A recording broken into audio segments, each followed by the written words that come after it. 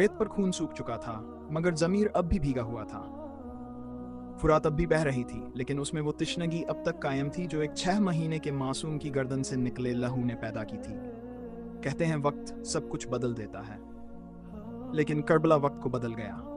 5 साल, हाँ सिर्फ 5 साल बीते थे उस रोज को जब हुसैन इब्न अली का काफिला करबला के तपते रेगिस्तान में कुर्बानी के आखिरी मरहले पर पहुंचा था, जहां जुल्म जीता नजर आया लेकिन इंसानियत अमर हो गई। और अब 5 साल बाद जुल्म कांपने लगा था, क्योंकि वो लौट आया था मुख्तार। करबला के बाद की खामोशी, करबला की जंग खत्म हो गई थी, लेकिन सन्नाटा अब तक गूंज रहा था। हर घर, हर गली, हर छत से या हुसैन की अनकही सिसकियां उठ रही थी। कोफा, जिसने हुसैन को बुलाया था, उसी ने उन्हें धोखा दिया। मुख्तार उस वक्त जेल में था जब उसे खबर मिली हुसैन शहीद हो गए, अब्बास का सर काटा गया, अली अकबर की लाश खेमे के सामने पड़ी है और अली असगर की गर्दन में तीर है। तो उसने जमीन पर घुटने टेक दिए, सिर झुकाया। ऐ खुदा, मुझे जिंदा रख, ताकत दे, और कसम है मुझे एक एक को उनके अंजाम तक पहुंचाऊंगा। जुल्म की हुकूमत और सुलगती हुई रूह, यजीद का तख्त मजबूत हो गया था। इब्न जियाद कोफा का शासक बन चुका था। हुसैन से मोहब्बत करने वालों को सरेआम कत्ल किया जा रहा था। मुख्तार रिहा हुआ, लेकिन कोफा अब वैसा नहीं रहा। दोस्त गायब थे, दुश्मन हावी, मगर उसकी आंखों में बस एक तस्वीर, रेत पर पड़ी हुसैन की लाश। उसने अपने घर में एक कमरा बनाया, उसमें करबला की रेत बिछाई, रोज उस पर पानी डालता और कहता, ये प्यास अब मेरी नहीं, तेरी प्यास है मौला। जब तक तुझे इंसाफ नहीं दिलाता, न मैं सोऊंगा न आराम करूंगा। मुख्तार की इंकलाब की चिंगारी। मुख्तार ने गुप्त रूप से लोगों से शुरू किया, जो जालिमों से डरकर खामोश थे, जिनकी जुबानें कांपती थीं, लेकिन दिलों में हुसैन बसते थे। मुख्तार ने हर दिल में फिर से वो तस्वीर जिंदा की। हमने हुसैन को मरते देखा, अब हम हुसैन के नाम पर जिएंगे।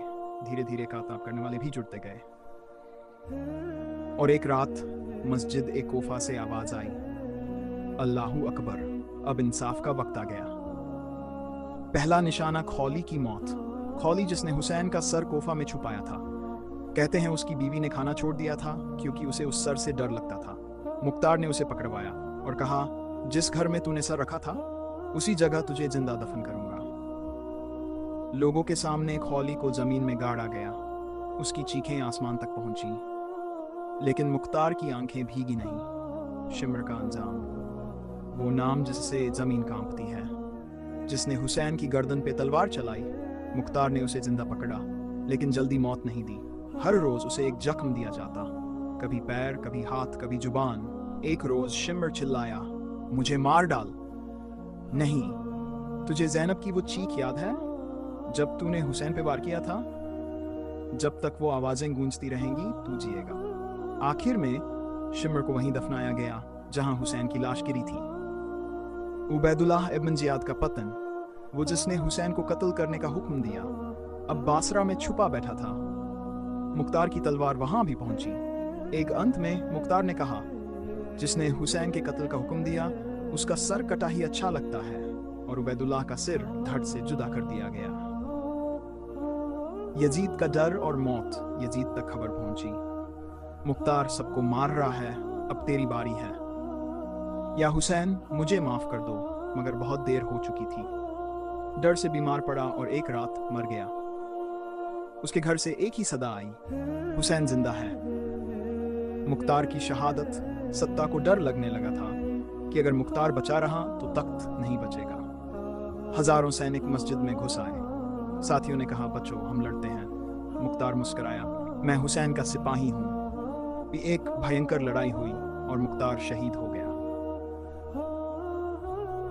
आज भी जब भी कोई जुल्म के खिलाफ खड़ा होता है, जब भी कोई हक के लिए जान देता है, तो कोई कान में कहता है, मुख्तार फिर लौट आया है। और करबला आज भी जिंदा है। जिसने हक की राह में गर्दन कटाई, उसके लहू ने ही इंकलाब लिख डाला। अगर इस कहानी ने आपकी रूह को छुआ हो, अगर भीगी हो, अगर दिल में दर्द उठा हो, तो कृपया इस वीडियो को लाइक करें, चैनल को सब्सक्राइब करें और इस कहानी को उन सभी पहुंचाएं जिन्हें इंसाफ से मोहब्बत है। या हुसैन, लहू पुकारे, तू है जिंदा हर इंकलाब में, तेरे नाम पे जान दे दूं हर एक जवाब में। اے اللہ، ہمیں حسین کی راہ پہ چلنے کی طاقت دے، ہمیں ظلم کے آگے جھکنے سے بچا اور حق کے لیے اٹھ کھڑے ہونے کی ہمت دے، آمین۔